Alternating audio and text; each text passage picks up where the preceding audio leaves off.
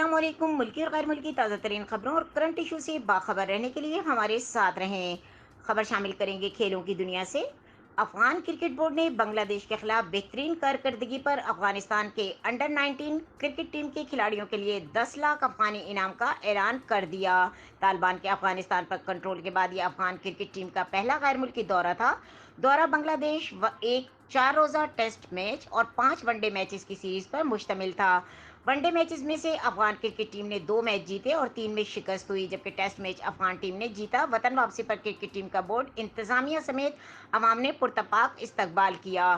Team کی حوصلہ افزائی کے لیے افغان کرکٹ بورڈ کے نئے چیئرمین عزیز اللہ فضلی نے کھلاڑیوں کے لیے 10 لاکھ افغانی انعام کا اعلان کیا۔ خیال رہے کہ کابل کے بین الاقوامی ہوائی اڈے پر پروازوں کے آمد و رفت کی بندش کے باعث افغان انڈر 19 کرکٹ ٹیم بنگلہ دیش جانے سے پہلے پاکستان آئی تھی اور پھر یہاں سے بنگلہ دیش روانہ ہوئی تھی۔ مزید خبروں اور اپڈیٹ کے لیے دیکھتے رہیں کے نیوز چینل انٹرنیشنل۔